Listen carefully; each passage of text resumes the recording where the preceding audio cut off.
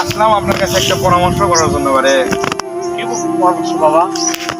এই যে আপনারা যে আপনাকে মসজিদের যে সকালবেলা কোরআন শিক্ষার জন্য একটা দায়িত্ব দিলেন ফাউন্ডেশনের, তো কোরআন শিক্ষার জন্য আজকে 3-4 দিন হচ্ছে আমি তো একটা ছেলে মেয়ে খুঁজে পাচ্ছি। আপনার যে দায়িত্ব দিলেন, আমি এখন কি করবো কোন? তো আমার সময়টা তো এমনি এমনি নষ্ট হয়ে যাচ্ছে। ও বাবা, আসে না মানে আপনার মসজিদের যাই তো কাউকে খুঁজেই পাই না। বাড়ি বাড়ি ডাক বের যাই, কারো মাও কয় হুজুর আছে ঘুমোর থেকে ওঠেইনি, কারো মাও করছে কেজি স্কুলে যাচ্ছে, কারো মাও করছে বাবা প্রাইভেট করবে গেছে। দেখিচ্ছে আল্লাহর কোরআনের দাম যারা কমে ফেলে দিল, কোরআনের চাইতে বাংলা শিক্ষার দিকেই মানুষ মনোযোগ বেশি দিচ্ছে। কি করা যায় কোন?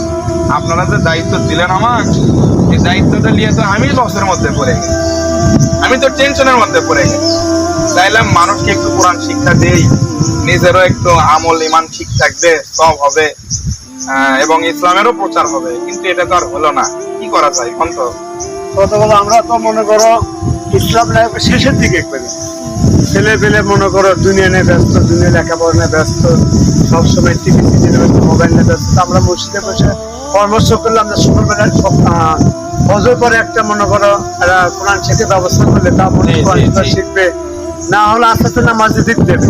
এটা আমরা পরামর্শ করলাম। এই বিষয়ে পরামর্শ করে তোমাকে আমরা রাখলাম। কিন্তু এখন রাখলেন তো, কিন্তু কেউ তো চাই না। এটা নিয়ে একটু পরামর্শ করে দেখেন আবার।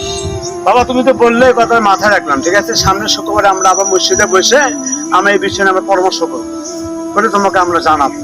আচ্ছা ঠিক আছে, তার সামনের শুক্রবার জানিয়ে দিন। যাচ্ছে মিশে মিশে সময় নষ্ট করে কি হবে কোন? আমার তো কাজ বাজ আছে, তাই নয়? হ্যাঁ ঠিক আছে বাবা।